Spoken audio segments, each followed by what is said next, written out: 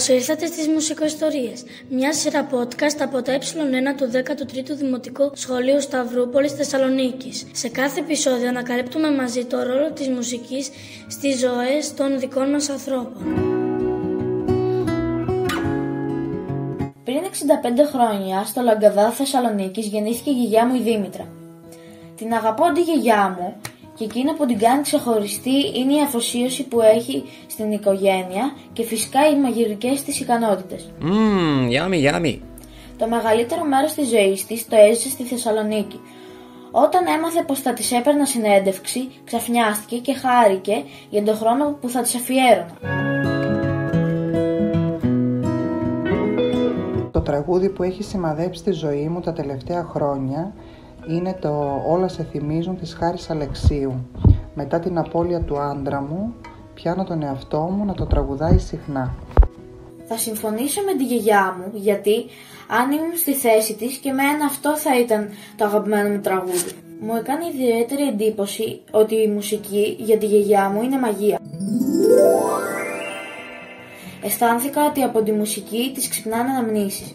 Όλα αυτά με βοήθησαν να καταλάβω ότι είναι σημαντική η μουσική για τους ανθρώπους επειδή τη συνοδεύουν με συγκεκριμένα γεγονότα. Η μουσική έπαιζε σημαντικό ρόλο κυρίως στις γιορτές. Ακούγαμε, θυμάμαι πολύ Καζατζίδη, Μαρινέλα. Το αγαπημένο μου τραγούδι που το τραγουδούσαμε με τη μητέρα μου ήταν το Αγριολούλουδο. Όσα άκουσα μου έφεραν στο μυαλό πολλές εικόνες και με ταξίδεψαν σε μια άλλη εποχή. Τελικά κάθε εποχή έχει τους δικούς της πολύ επιτυχημένους τραγουδιστές. Η γιαγιά μου είναι γεννημένη το 60. Τα παιδικά της χρόνια τα πέρασε την εποχή της Χούντας, που η κατάσταση στην Ελλάδα ήταν δύσκολη. Αργότερα καλυτέρευσε. Τα τραγούδια τότε ήταν επαναστατικά κυρίως. Οι άνθρωποι άκουγαν αυτή τη μουσική κρυφά για να παίρνουν θάρρος και κουράγιο. Μέσα από όλα αυτά καταλαβαίνω ότι η μουσική είναι σημαντική στη ζωή μας και σε κάθε συνθήκη. Τότε, στα νεανικά χρόνια της γιαγιάς, η μουσική δημιουργούταν για να τους ενθαρρύνει, ενώ σήμερα για διασκέδαση. Η μουσική με βοηθάει να θυμάμαι το παρελθόν, αφού έχω συνδυάσει στιγμές καλές και κακές με κάποια τραγούδια. Να τραγουδάω και να χορεύω στο σήμερα, αλλά να ονειρεύομαι και να ελπίζω στο μέλλον. Αυτό κάνει η μουσική, αγόρι μου. Συμφωνώ με τη γιαγιά μου και πιστεύω ότι η μουσική μας φέρνει αναμνήσεις. Μας κάνει να ονειρευόμαστε, να γινόμαστε ομάδες, να χορεύουμε, μας ηρεμεί, μας ταξιδεύει και μας γεμίζει χαρά. Τέλος, αυτό που μου έκανε εντύπωση και ξεχώρισα είναι ότι οι άνθρωποι, ακόμα και σε δύσκολες στιγμές όπως ο πόλεμος, είχαν την ανάγκη να γράφουν και να τραγουδούν διάφορα τραγούδια. Είναι ένα ωραίο μήνυμα αυτό.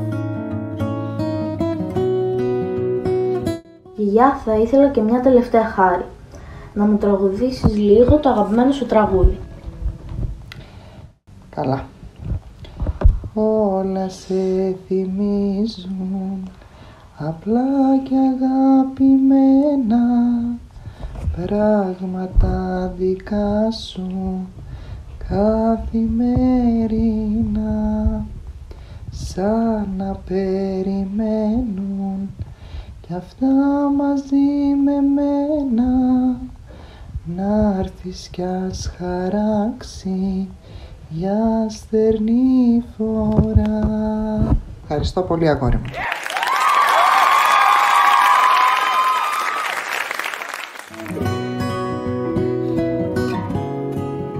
Για περισσότερες συναρπαστικές μουσικές ιστορίες αναζητήστε και τα υπόλοιπα επεισόδια της σειράς μας.